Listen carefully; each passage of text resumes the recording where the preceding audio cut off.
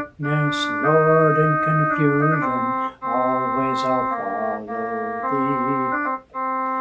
If I grieve or lose my way, Lord, only thou can comfort me.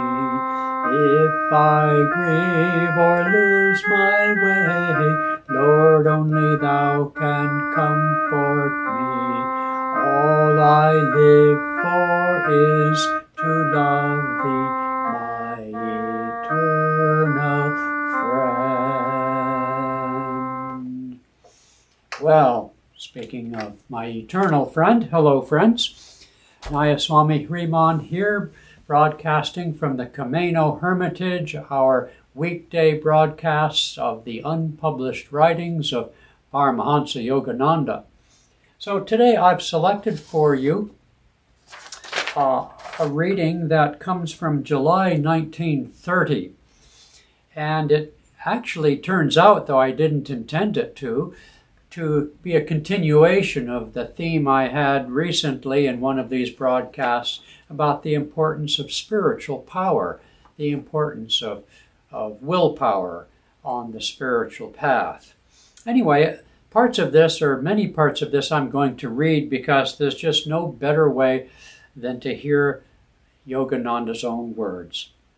He said, "I have not come to give you intellectual sermons. I do not like to talk blindly about the thoughts of others. You can read books for yourself," he says. "When I speak to you, I shall tell you what I feel of God. I shall tell you what I hear from God.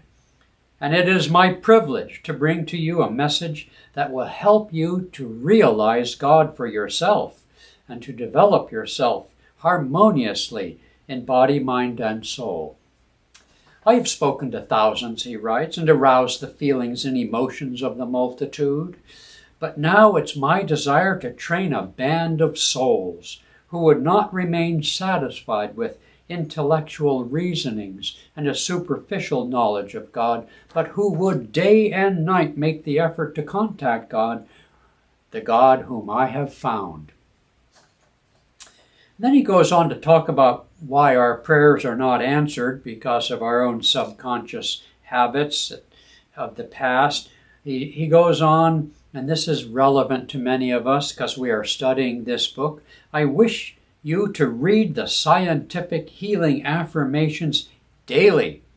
Your health is not permanent. There are destructive forces lurking within you, the result of past actions." Then he goes on to talk about the subconscious undermining our intentions. "You must do away with ideas of sinfulness and weakness and insist fearlessly that you are a child of God." This was a big theme of Yogananda's in his public talks and speaking in the 1920s and 30s. Of course, the 1930s was the so-called Great Depression in America and in other countries, and so it was natural, but also it's more than just a cultural or historical theme. It is the theme of the new age into which you all, have been born, the age of the second age, Dwapara, the age of energy. The freedom that this country symbolizes for all the world is the liberty to pursue happiness, as we use the term in America, and to seek to be who we are and throw off the shackles of stereotypes and prejudices and this kind of thing.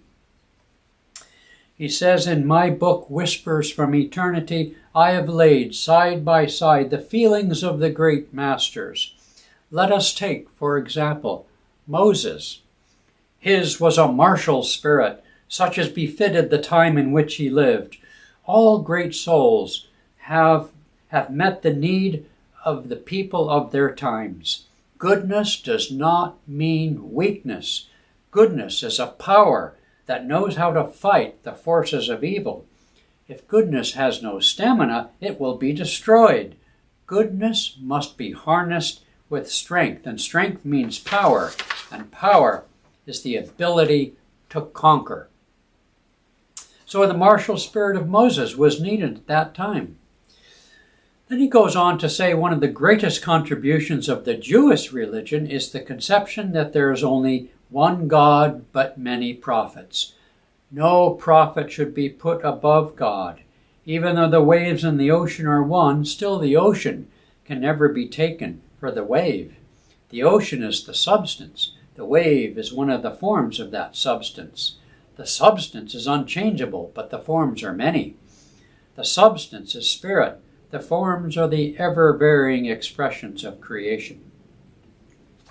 I want to add there that though he doesn't speak of it here, the great contribution of Christianity, the teachings of Jesus, I should say more properly, was that not that the prophets are above God, but I and my Father are one. So Jesus took that teaching that God is one, though the prophets be many, to the next level, which is that the avatar, those prophets who have achieved enlightenment and moksha, liberation in God in a past life, but who return, are one with God.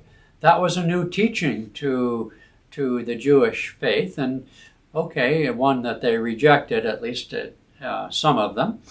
But nonetheless, that was the next order of magnitude. The greatest thing in the Christian Bible, although in fact it's the Old Testament, is the statement that God made man in his image. In this image lie all the qualities of the Spirit. In the drop are all the chemicals that are in the lake. We are made of spirit. It is false to say we are mortals, yet this mortal concept has grown so strong that it's become our second nature. We may know that we're made of spirit, but the consciousness of sin holds us in bondage. Then he goes on to talk about confession. It was a good thing, but it's become mechanical, he said. It's one thing to recognize errors and discard them. That's true repentance. And unless the spiritual doctor is told about the symptoms and troubles of the disciple patient, he can't really help him. But confession is meaningless and harmful when the spiritual advisor himself is not free from the disease he intends to cure in others. To make our prayer demands effective, we must first find unity with God. These lessons, these writing, are given to you for that purpose, that you gain that unity, that contact with God.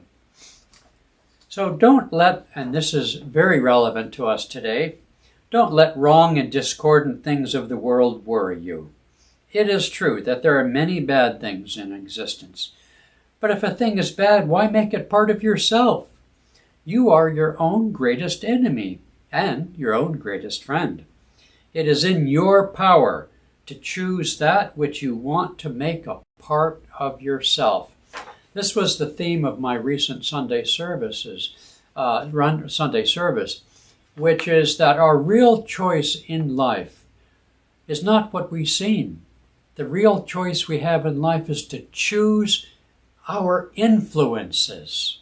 And those who feel attracted to a great saint and avatar like Parmahansa Yogananda and his lineage and how his lineage expresses itself as through Ananda, through Swami Kriyananda, then we should make that influence a central part of our life, not just a go on Sunday kind of thing, not just a read a good book kind of thing, but in our moment-to-moment thoughts. We must always remember and affirm, Thou art the Father who owns this universe, and because we are thy children, we own it too.